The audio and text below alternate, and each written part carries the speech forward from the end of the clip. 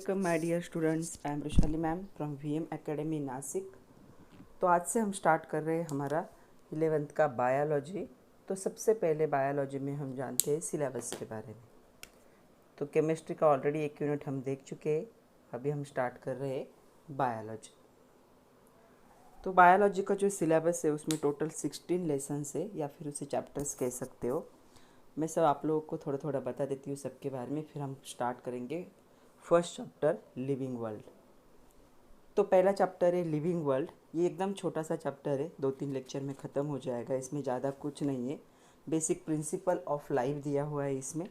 उसके बाद म्यूज़ियम क्या होते हैं, बोटेनिकल गार्डन क्या होते हैं, जूलॉजिकल पार्क क्या होते हैं, इसके बारे में थोड़ी सी डिस्कस करना है, उस पर थोड़े से क्वेश्चन।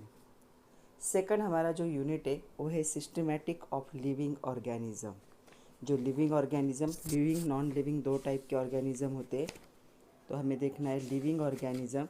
लिविंग ऑर्गेनिज्म में हमें देखनी, इस चैप्टर में हमें देखना है कि सिस्टमेटिक क्लासिफिकेशन क्या होता है। तो क्लासिफिकेशन देखेंगे हम और यूनिट्स ऑफ क्लासिफिकेशन देखेंगे हम। उसके बाद इसी में हम बात करेंगे किंगडम मोनेरा की, किंगडम प्रोटिस्टा की, और kingdom Plantae, kingdom fungi and kingdom animal. मतलब जो एक्चुअल क्लासिफिकेशन है 5 क्लास है उसके बारे में इसमें डिस्कस करेंगे हम, और थोड़ी सी जानकारी लेंगे बैक्टीरिया के बारे में। उसके बाद है थर्ड यूनिट है किंगडम प्लांटी। तो किंगडम प्लांटी का जो क्लासिफिकेशन है वो हमें इस यूनिट में डिटेल में देखना है, यहाँ से हमारा सिलेबस डिटेल स्टार्ट होता है। तो किंगडम प्लांटी जैसे फेनोरोग्राम, क्रिप्टोग्राम, 2 पार्ट है प्लांटी के, तो उसका जो डिटेल क्लासिफिकेशन होगा, साइलेंट फीचर होगा, हर क्लास हमें डिटेल में देखना है विथ एग्जाम्पल, और बहुत सारे एग्जाम्पल है इसमें। नेक्स्ट जो हमारा फोर्थ यूनिट है या फोर्थ चैप्टर है वो है किंगडम एनिमेलिया। तो आपको शायद 9th-10th में थोड़ा सा था, इसमें हमें डिटेल देखना है कि एनिमल का जो क्लासिफिकेशन है वो हम डिटेल देखेंगे। नेक्स्ट है cell structure and the organization. जो सेल होते हैं बॉडी में, यूनिसेलुलर या फिर मल्टी सेलुलर सेल जो होते हैं, तो उस सेल कैसे प्रेजेंट होते हैं, उनका क्या स्ट्रक्चर होगा, उनका ऑर्गेनाइजेशन कैसा होता है, प्रोकैरियोटिक सेल कैसे होगा, एनिमल सेल कैसे होगा, प्लांट सेल कैसे होगा, सेल वॉल क्या होती है, सेल के अंदर गोल्गी कॉम्प्लेक्स होता है, एंडोप्लाज्मिक रेटिकुलम होता है, ये सारा हमें डिटेल में देखना है with diagram and with explanation. तो ये थोड़ा सा बड़ा यूनिट है जिसमें हमें बहुत डिटेल में सेल को क्या करना है, स्टडी करना है। नेक्स्ट जो हमारा चैप्टर है वो है बायोमोलिक्यूल्स। ये 12th की केमिस्ट्री में भी बायोमोलिक्यूल्स। तो हमें बायोमोलिक्यूल्स डिटेल में देखना है, जैसे ऑर्गेनिक बायोमोलिक्यूल क्या होते हैं, इनऑर्गेनिक क्या होते हैं, फिर ऑर्गेनिक में होंगे मैक्रोमोलिक्यूल्स, माइक्रोमोलिक्यूल्स, उसके बाद पॉलीसैकेराइड, पॉलीन्यूक्लियोटाइड, लिपिड्स, उसके बाद होंगे कार्बन हाइड्रोजन कंपाउंड्स, न्यूक्लियोटाइड्स क्या होते हैं, फैटी एसिड क्या होते हैं, ग्लिसरॉल क्या होती है, सिंपल शुगर क्या होती है, उसके बाद saturated fatty acid, unsaturated fatty acid, और बहुत सारे एलिमेंट्स है जिनकी हमारे बॉडी को ज़रूरत होती है फॉर प्रॉपर डेवलपमेंट। वो सारा हमें डिटेल में देखना है इस यूनिट में बायोमोलिक्यूल्स में। तो इसमें हमें टोटल 4 पार्ट देखने हैं। हमें देखना है कार्बोहाइड्रेट्स, लिपिड्स देखना है हमें, प्रोटीन्स देखने हैं हमें, न्यूक्लिक एसिड देखने हैं हमें, जैसे कि न्यूक्लिक एसिड में है डीएनए, आरएनए। एंजाइम्स देखने हैं हमें, हमारे बॉडी में जो भी केमिकल रिएक्शन होती है एंजाइम कैटलिस्ट का काम करते हैं, तो हमें एंजाइम डिटेल में देखने हैं। नेक्स्ट यूनिट है सेल डिवीजन। तो सेल डिवीजन में हमें देखना है सेल साइकिल क्या होता है। उसके बाद 2 टाइप है सेल डिवीजन के, मियोसिस एंड द माइटोसिस, तो ये दोनों हमें डिटेल में देखने हैं। उसके बाद है plant tissue and anatomy.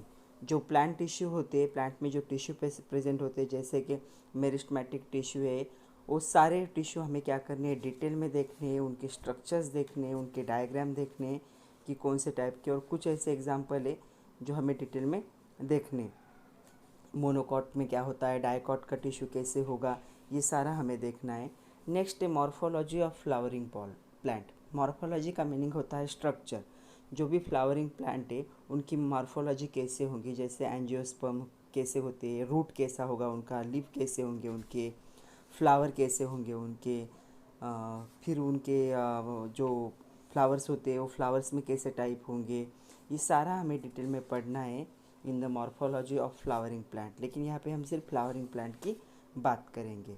Next है एनिमल टिश्यू। जैसे हम हैं एनिमल, तो हमारे बॉडी में बहुत सारे टिश्यू प्रेजेंट होते हैं, तो हम उस टिश्यू की बात करेंगे हम इन एनिमल टिश्यू। तो एनिमल टिश्यू बहुत इंपॉर्टेंट टॉपिक है हमारे सिलेबस का।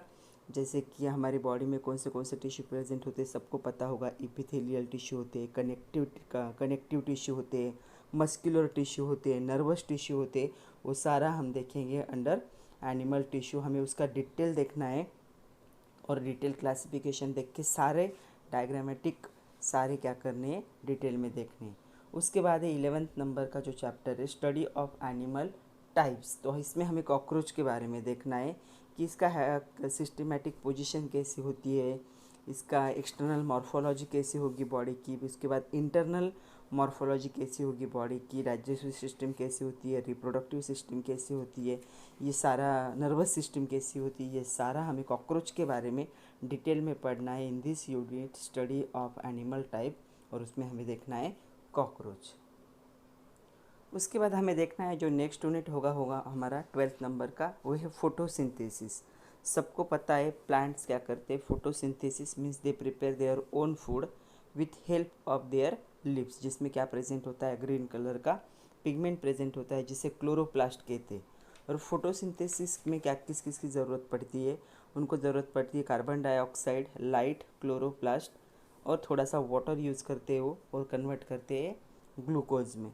ये छोटी सी रिएक्शन है, लेकिन बच्चों आप लोगों को बता दूं दुनिया की कोई भी ऐसी लैब नहीं है जो फोटोसिंथेसिस प्रोसेस को क्या कर सकती है, परफॉर्म कर सकती है। ये प्रोसेस सिर्फ नेचुरली पॉसिबल है। तो हमें डिटेल में देखना है कि फोटोसिंथेसिस होता कैसा है। जो फोटोसिंथेसिस होता है क्लोरोप्लास्ट में, वो कैसे एनर्जी को यूज़ करते हैं, कैसे डिटेल में हमें देखना है इन दिस यूनिट। उसके बाद है रेस्पायरेशन एंड एनर्जी ट्रांसफ़र। ये भी एक इम्पॉर्टेंट टॉपिक है हमारे सिलेबस का, रेस्पायरेशन और एनर्जी ट्रांसफ़र। तो रेस्पायरेशन के लिए हमें ऑक्सीजन की ज़रूरत होती है। ओके, उसके बाद इस चैप्टर में हम देखेंगे एनएरोबिक रेस्पिरेशन, जैसे कि बैक्टीरिया करते हैं। एरोबिक रेस्पिरेशन हमें देखना है। उसके बाद हमें क्रेब्स साइकिल डिटेल में देखनी है। जो इलेक्ट्रॉन ट्रांसपोर्ट सिस्टम है उसे हमें डिटेल में देखना है। तो ये हमारा वो इम्पोर्टेंट टॉपिक है। उसके बाद हमें देखना है नेक्स्ट वन है ह्यूमन न्यूट्रिशन। तो ह्यूमन न्यूट्रिशन में हमें डिटेल देखना है the digestive system of human, जो एलिमेंट्री कैनल से स्टार्ट होगी और जो हमारे बॉडी का एनस होता है वहाँ से स्टार्ट होगी, मतलब माउथ से स्टार्ट होगा और जिस बॉडी पार्ट से हम वेस्ट बाहर निकलते हैं वहाँ पे वो क्या होगा, ख़त्म होगा। तो हमें देखना है कि कौन सा पार्ट कैसा है, किसका क्या रोल है, कौन सा एंजाइम यूज़ होता है। तो डिटेल में हमें देखना है न्यूट्रिशन में। उसके बाद है हमारा नेक्स्ट जो टॉपिक है वो है एक्सक्रीशन एंड ऑस्मो रेगुलेशन। हमें पता है डाइजेशन के बाद हमारे बॉडी में से हम क्या करते हैं, जो भी वेस्ट मटेरियल होता है उसे बॉडी से बाहर फेंका जाता है, जैसे कि यूरिन होता है, स्टूल होता है, या फिर हमारे बॉडी में से जो स्वेट बाहर निकलता है। तो ये बाहर निकलने वाले जो भी केमिकल्स होंगे उनको क्या कहेंगे एक्सक्रीशन। और उसके बाद ऑस्मो रेगुलेशन भी इसी में हमें डिटेल में देखना है। फिर हमारे सिलेबस का जो लास्ट यूनिट है वो है स्केलेटन एंड मूवमेंट। सब लोगों को पता है मूवमेंट लोकेशन के लिए क्या किसकी ज़रूरत होती है, स्केलेटन की ज़रूरत होती है। तो हमें बॉडी का जो स्केलेटन है वो डिटेल में देखना है। जो स्केलेटन मसल्स होते हैं वो क्या होते हैं, कैसे होते हैं, वो हमें डिटेल में देखना है। हमारे हेड में कौन से बोन होंगे, जो स्कल होता है उसमें, वो हमें डिटेल में देखना है। उसके बाद हमारे स्पाइनल कॉर्ड में कौन से बोन होंगे, हिप में कौन से बोन होंगे, हाथों में पैरों में कौन से टाइप के बोन प्रेजेंट होते हैं, उनका कैसे स्ट्रक्चर होगा, उनका क्या रोल होगा, वो हमें डिटेल में देखना है। तो ये हमारे 11th का सिलेबस है। सिलेबस में टोटल 16 यूनिट है, थोड़ा सा लेंदी सिलेबस है बट बहुत इंटरेस्टिंग है। तो चलो हम स्टार्ट करते हैं with the first chapter, the name is living world. तो चलो स्टार्ट करते हैं first chapter of biology, living world, lecture number 1। आज के लेक्चर में हमें देखना है इंट्रोडक्शन। इंट्रोडक्शन मतलब आप जो 9th 10th में आपने पढ़ा है उसके बारे में थोड़ा सा डिस्कशन करेंगे जो लिविंग नॉन लिविंग से रिलेटेड होगा। उसके बाद हम देखेंगे बेसिक प्रिंसिपल्स ऑफ लाइफ, जो लाइफ होती है, जो लिविंग होते हैं, उनके बेसिक प्रिंसिपल्स कौन से होते हैं उसके बारे में बात करेंगे। ये छोटा सा यूनिट है, 2-3 लेक्चर में ख़त्म हो जाएगा। तो इंट्रोडक्शन में आपके बुक में हमेशा दिया होता है कैन यू रिकॉल करके देते हैं और कुछ क्वेश्चन होते हैं, मतलब ये ऑलरेडी आप पहले पढ़ चुके हो आपके जो लोअर क्लासेस थे उसमें। तो पहला क्वेश्चन है यहाँ पे, what is the difference between living and non living thing, and उसमें ही सेकंड क्वेश्चन है analyst the characters of living organism. जो लिविंग थिंग होंगे और लिविंग ऑर्गेनिज्म होंगे उनके कैरेक्टर्स क्या होंगे, सेम होंगे। तो लिविंग नॉन लिविंग में हमें पता है कि लिविंग नॉन लिविंग में क्या डिफरेंस होता है। जिनमें लाइफ प्रेजेंट होती है उनमें उनको हम क्या कहते हैं, लिविंग कहते हैं, और जिनमें लाइफ प्रेजेंट नहीं होती उनको हम क्या कहते हैं, नॉन लिविंग थिंग्स कहते हैं। तो चलो कुछ डिफरेंस के पॉइंट है उसे देख लेते हैं। तो जो लिविंग होंगे, तो मैंने यहीं से डिफरेंस कर दिया है, this is for living, this is for non living. तो जो लिविंग होंगे क्या कर सकते हैं, कैन मूव, वो क्या कर सकते हैं, उनकी मूवमेंट पॉसिबल है। यहाँ पे मूवमेंट पॉसिबल नहीं है। जो लिविंग थिंग होते हैं वो क्या कर सकते हैं, वक्त के साथ तो उनका वो ग्रोथ हो सकती है, इनकी ग्रोथ ही नहीं होती इसलिए वक्त का कोई फ़र्क ही नहीं पड़ेगा। जो लिविंग थिंग होती है उनको एयर की ज़रूरत होती है फॉर ब्रीथ और फॉर द फोटोसिंथेसिस। अगर प्लांट है तो यहाँ पे क्या है, ये ब्रीथ भी नहीं करते और फोटोसिंथेसिस भी नहीं करते। इनको फूड की ज़रूरत होती है ताकि उनकी ग्रोथ हो सके। इनको फूड की ज़रूरत ही नहीं है तो ग्रोथ होना या ना होना इस पर कोई फूड डिपेंड ही नहीं। उसके बाद है ये रिप्रोड्यूस भी कर सकते हैं और डाइजेस्ट भी कर सकते हैं। जो फूड खाया है उससे क्या है, डाइजेशन प्रोसेस कर सकते हैं। ये रिप्रोड्यूस भी नहीं कर सकते और डाइजेशन भी नहीं कर सकते। ये कहाँ आते हैं, अंडर द बायोटिक फैक्टर। जो हमारा अर्थ है वो दो चीज़ों से बना है, biotic and abiotic factor. Biotic मतलब होता है लाइफ एंड अबायोटिक मतलब क्या होगा, नॉन लिविंग थिंग्स। तो यहाँ पे जो एग्जांपल है ये क्या है, यहाँ पे एग्जांपल है प्लांट, एनिमल। जो ह्यूमन बीइंग है that is also the example of animal. तो आपके हाथ में जो पेन है या आपके सामने जो बुक है, पेंसिल है, बैट है, ये सारे क्या हो गए, नॉन लिविंग थिंग्स हो गए। और एक है कि जो लिविंग होते हैं वो क्या करते हैं, फील चेंजेस अराउंड देम। हमारे अराउंड में, हमारे सराउंडिंग में जो चेंजेस हो रहे हैं वो कौन कर सकता है, जो लिविंग होते हैं वो क्या कर सकते हैं, महसूस कर सकते हैं। नॉन लिविंग थिंग को वो महसूस नहीं होता है। तो ये था डिफरेंस बिटवीन दीज टू।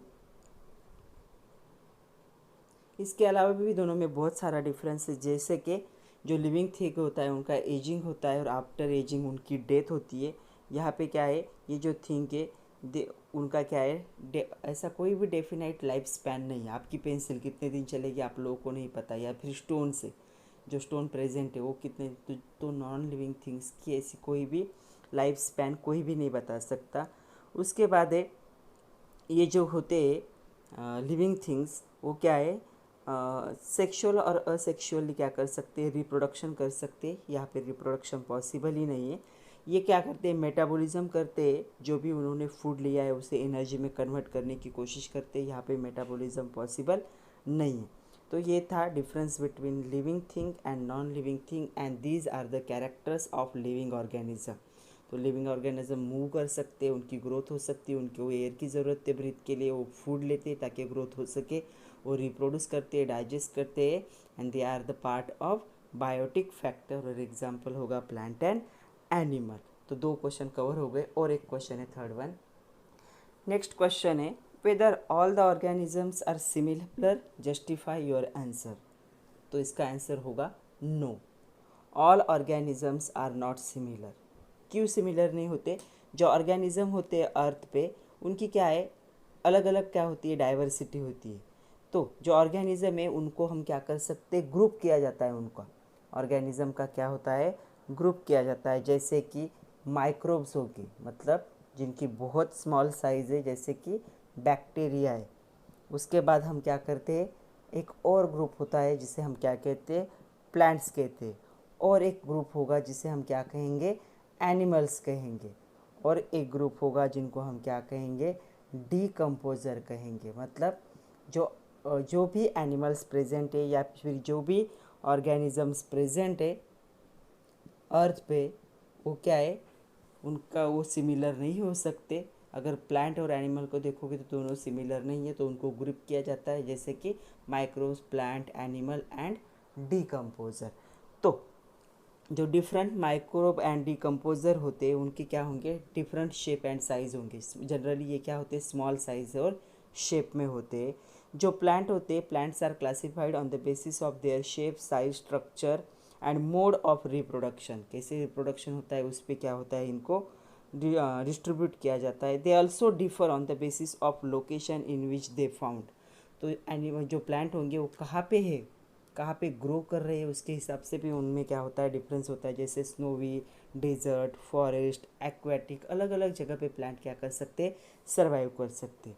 जो एनिमल है उनका भी क्लासिफिकेशन अलग अलग है। हमें पता है यूनिसेलुलर एनिमल्स होते हैं, मल्टी सेलुलर एनिमल्स होते हैं, इनवर्टिब्रेट्स होते हैं, वर्टिब्रेट्स होते हैं।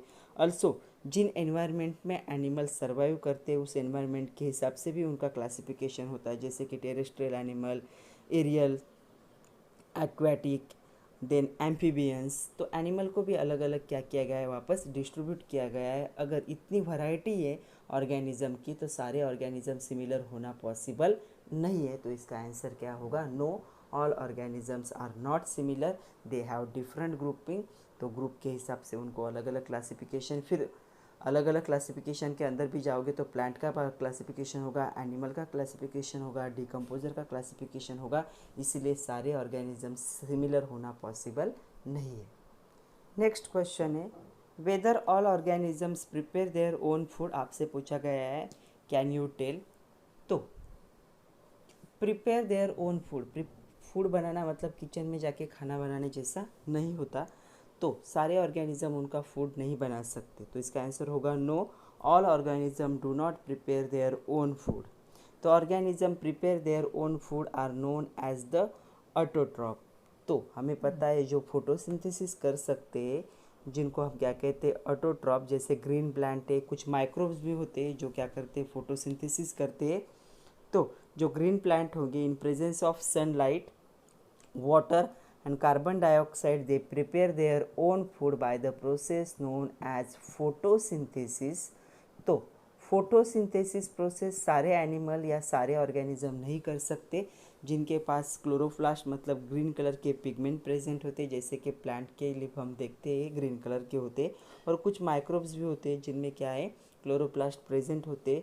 वो क्या कर सकते, फोटोसिंथेसिस प्रोसेस परफॉर्म कर सकते in presence of sunlight, water and carbon dioxide. इसीलिए सारे एनिमल या फिर सारे ऑर्गेनिज्म अपना खुद का फूड खुद नहीं बना सकते। ओनली द ऑटोट्रॉपिक एनिमल मतलब जो प्लांट्स होंगे और कुछ माइक्रो, वो क्या कर सकते, प्रिपेयर देयर ओन फूड। तो ये था इंट्रोडक्शन। अभी हमारे सिलेबस की तरफ हमें टर्न करना है। हमारे सिलेबस का पहला पॉइंट है बेसिक प्रिंसिपल्स ऑफ लाइफ। अभी उसके बारे में बात करने से पहले आप लोगों को पता होना चाहिए कि एनर्जी होती क्या है। हमें पता है मूवमेंट के लिए हमें एनर्जी की ज़रूरत है। जो भी हमें वर्क करना है, जो भी हमें काम करना है, उसके लिए हमें किसकी ज़रूरत होती है, एनर्जी की। तो एनर्जी को कैसे डिफाइन करेंगे, अ कैपेसिटी और ability to do work. A capacity, ability जो वर्क करने के लिए ज़रूरी है।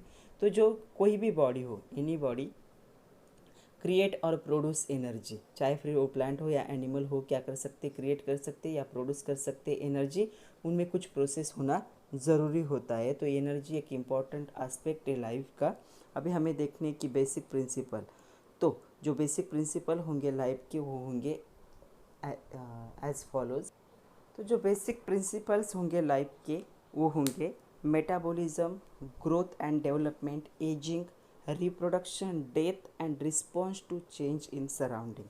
तो हमें ये वन बाय वन डिटेल में देखने। तो सबसे पहले हम देखते हैं मेटाबॉलिज्म। तो मेटाबॉलिज्म क्या है, ब्रेकिंग ऑफ मोलिक्यूल जिसे कैटाबॉलिज्म कहते हैं, और मेकिंग ऑफ न्यू मोलिक्यूल जिसे क्या आप कहते हैं, एनाबॉलिज्म। कैटाबॉलिज्म, एनाबॉलिज्म आप लोगों ने पढ़ा होगा कि जो मोलिक्यूल होता है, पहला मोलिक्यूल को ब्रेक करते हैं उसे क्या कहेंगे, कैटाबॉलिज्म, और एक नया मोलिक्यूल फॉर्म होता है जिसे हम क्या कहेंगे, एनाबॉलिज्म। इसे क्या कहोगे, दोनों प्रोसेस जो साथ में होती है उसे हम क्या कहते हैं, मेटाबॉलिज्म कहते हैं। An organism perform the metabolism in order to obtain energy. Metabolism process क्यों होती है, ताकि एनर्जी मिल सके। And various chemical molecules essential for the survival. और इसके साथ बहुत सारे ऐसे केमिकल्स फॉर्म होते हैं जो किसी भी ऑर्गेनिज्म को सर्वाइव करने के लिए ज़रूरी है। तो मेटाबॉलिज्म यूज़ होता है या फिर होती है process to get the energy and some essential chemicals जो सर्वाइव के लिए ज़रूरी है। तो कुछ केमिकल्स और एनर्जी के लिए प्रोसेस होगी मेटाबॉलिज्म। सेकंड जो प्रोसेस है वो होगी growth and the development. Organism trend to grow develop. तो ये जो ग्रोथ होगी वो ग्रोथ क्या होगी, बर्थ के बाद क्या होती है, स्टार्ट होती है। बर्थ होता है तब क्या होते हैं, स्मॉल होते हैं, उसके बाद उनकी क्या होती है, ग्रोथ होती है और वो डेवलप होने लगते हैं, उनका बॉडी स्ट्रक्चर चेंज होने लगता है और एक स्पेसिफिक एज तक उनकी क्या होती रहती है, ग्रोथ होती रहती है। तो ग्रोथ भी एक इम्पॉर्टेंट एस्पेक्ट है after the birth of organism. Third है ageing, the process during which molecule organism and system being loss their effective working ability and becomes old. तो एजिंग का मीनिंग क्या होगा, जो एज बढ़ जाती है, ओल्ड होना, उसे हम क्या कहेंगे, एजिंग कहेंगे।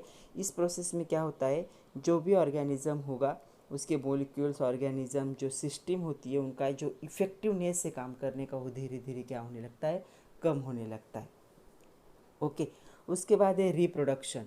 Reproduction is the continuity of the race. जो स्पेसीज है, जो ऑर्गेनिज्म है, वो क्या करते हैं, रिप्रोड्यूस करते हैं अपने जैसा ही ऑफस्प्रिंग, अपने जैसा ही किड या अपने जैसा ही चाइल्ड बाय असेक्सुअल और सेक्सुअल रिप्रोडक्शन। दो टाइप का होता है, असेक्सुअल भी हो सकता है, जो हमारा 12th का सिलेबस है उसमें पहले ही 2 चैप्टर है। पहला चैप्टर है the reproduction in animal plant and second है रिप्रोडक्शन इन एनिमल्स। तो 2 टाइप का होगा। तो अपने जैसा ही सिमिलर ऑर्गेनिज्म फॉर्म करने की प्रोसेस क्या होगी, रिप्रोडक्शन। तो वो अपने जैसा यंग वन फॉर्म करते लाइक देमसेल्व्स। सिर्फ जो मूल्स होंगे या वर्कर बीज होंगी वो क्या है, रिप्रोड्यूस नहीं कर सकते। तो मूल्स क्या होता है, मूल्स का मीनिंग होगा कि 2 अलग अलग टाइप के जो होंगे क्रीचर्स, वो क्या करते, दे क्रिएट देयर ऑफस्प्रिंग। मतलब सेम स्पीसीज अगर अपने जैसा ऑफस्प्रिंग बनाती है तो उसे क्या कहते हैं, रिप्रोडक्शन। मतलब बट किसी 2 स्पीसीज को हम मिक्स कर दे, उनसे जो ऑफस्प्रिंग या उनसे जो चाइल्ड बनेगा उसे हम क्या कहेंगे, मूल्स कहेंगे। फॉर एग्जांपल जैसे कि मेल हॉर्स और फीमेल डोंकी का अगर कोई बेबी होता है तो वो क्या होगा, मूल्स में चला जाएगा, तो उनका रिप्रोडक्शन पॉसिबल नहीं।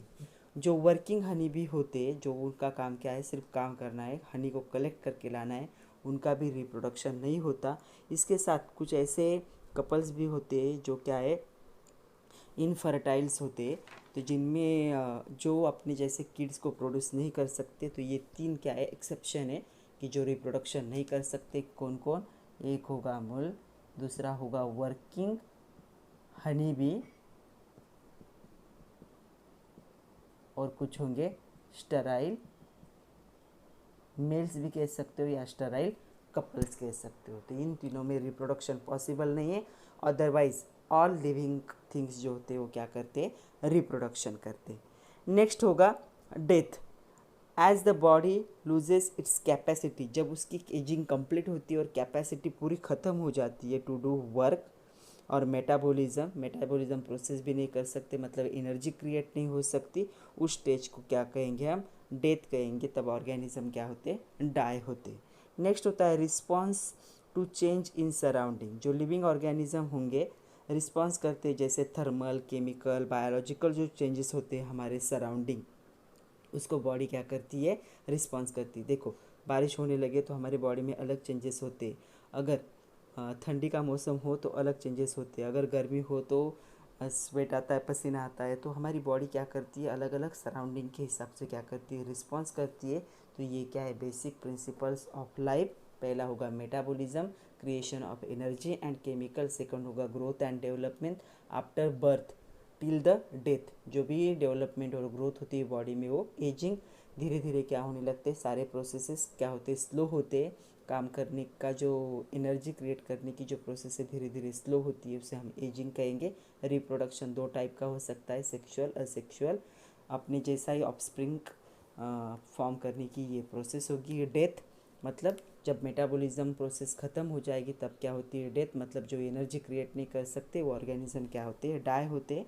And response to change surrounding, जो थर्मल केमिकल और बायोलॉजिकल चेंजेस होते हैं हमारे सराउंडिंग एनवायरनमेंट में, उससे हमारी बॉडी क्या करती है, रिस्पॉन्स करती है। These are the basic principles of life. चलो अभी कुछ क्वेश्चन कर लेते हैं, क्योंकि जो पहला यूनिट है, पहला जो पेज है आपका, उस पर बहुत सारे क्वेश्चन दिए हैं। Think about it, can you tell, can you recall, ऐसे करके वो सारे क्वेश्चन के बारे में थोड़ा सा जान लेते ताकि ये चैप्टर थोड़ा सा इजी लगने लगे। नेक्स्ट क्वेश्चन है, can we call reproduction is inclusive character of life. मतलब रिप्रोडक्शन इंक्लूसिव मतलब जिससे हम आइडेंटिफाई कर सकते हैं लाइफ को, जो भी लिविंग है उसमें रिप्रोडक्शन होना पॉसिबल ही है, मतलब इम्पॉर्टेंट ही है, ऐसा है क्या? तो इसका क्वेश्चन आंसर होगा नो। क्यों? क्योंकि कुछ एक्सेप्शन है, जैसे कि reproduct, yes we can not call the reproduction as the inclusive character of life, क्योंकि कुछ ऐसे ऑर्गेनिज्म है जिनका रिप्रोडक्शन नहीं होता फिर भी वो लिविंग है। जैसे पहला ऑर्गेनिज्म है, उसे हम कहेंगे मूल्स। मूल्स का मीनिंग होता है ऑफस्प्रिंग, या इसे आप कीड़ भी कह सकते हो, ऑफस्प्रिंग ऑफ एनी टू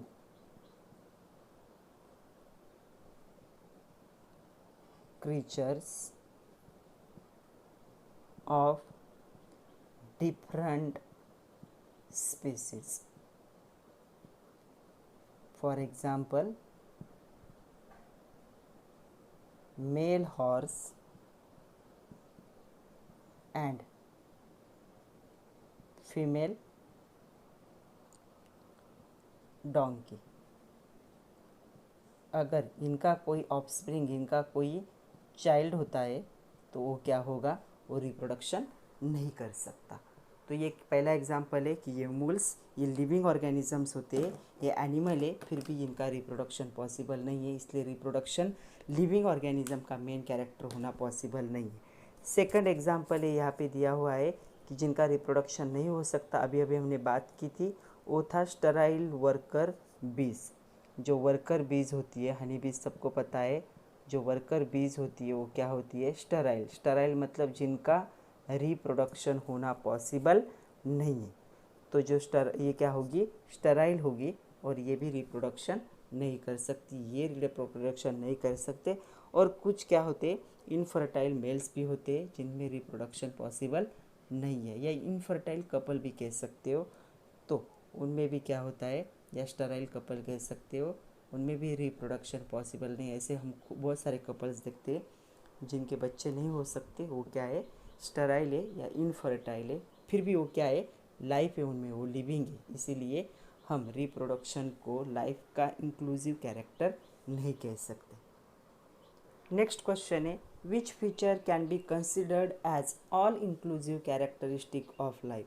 अगर रिप्रोडक्शन को हम इंक्लूसिव कैरेक्टरिस्टिक नहीं मानते लाइफ का, तो ऐसा कौन सा कैरेक्टर है जिसको हम मानेंगे कि ये क्या है, एक की पॉइंट है जिससे हम पता कर सकते हैं कि ये लिविंग ऑर्गेनिज्म है, और क्यों?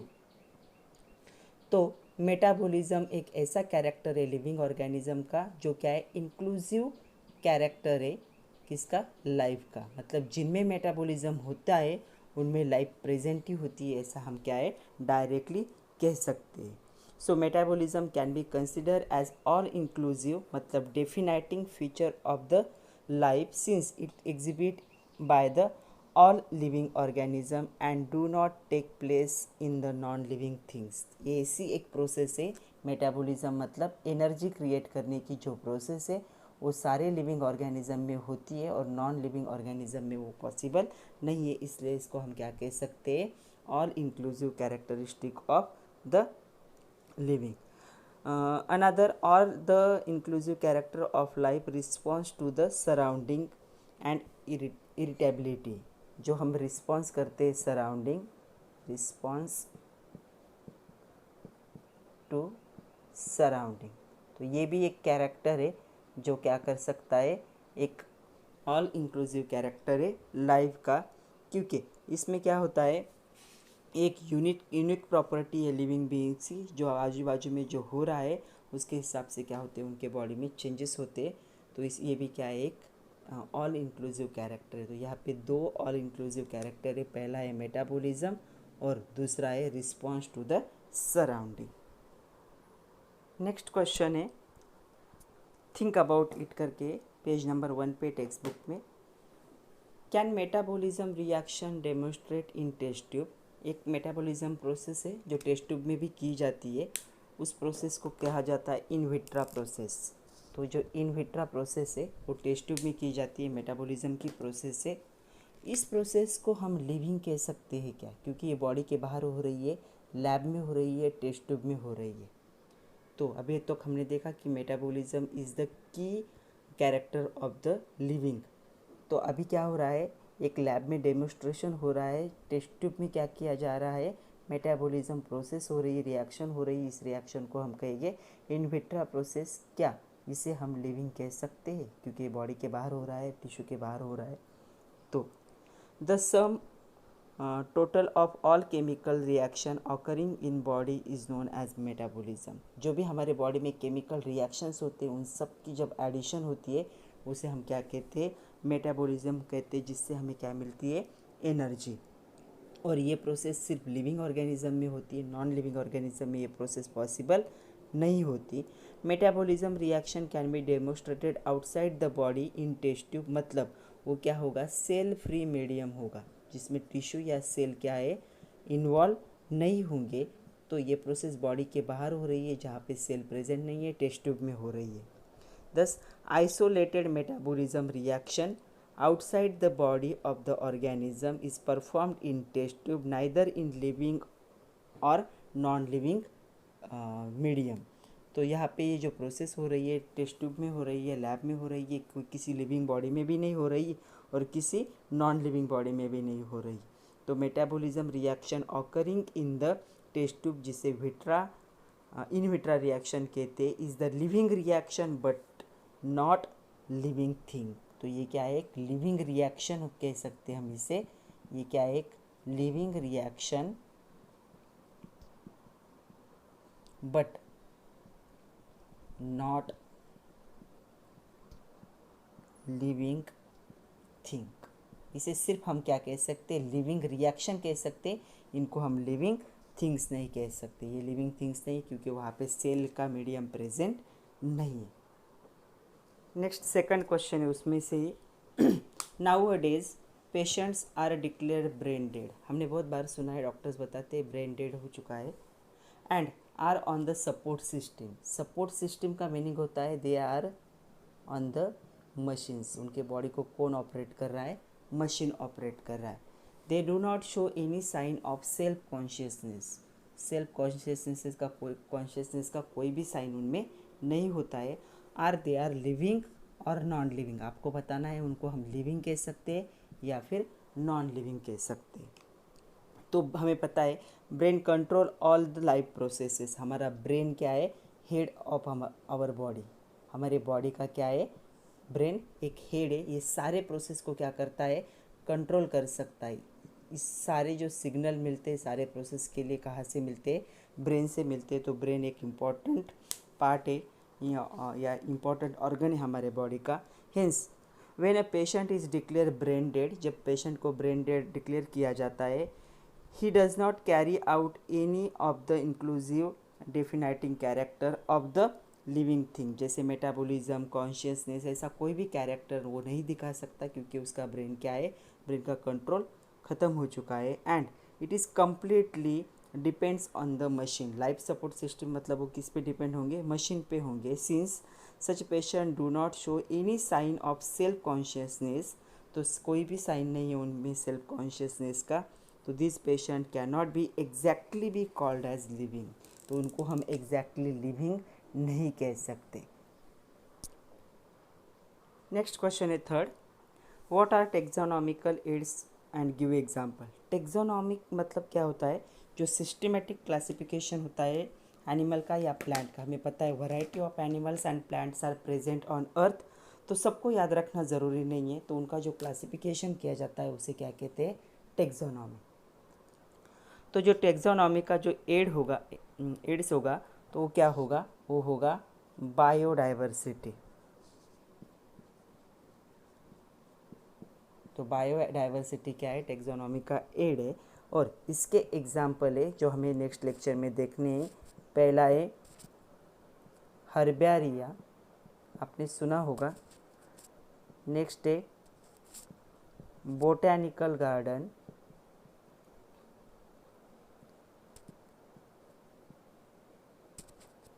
नेक्स्ट है म्यूज़ियम, म्यूज़ियम तो सब लोगों ने देखा होगा। देन है बायोडाइवर्सिटी पार्क।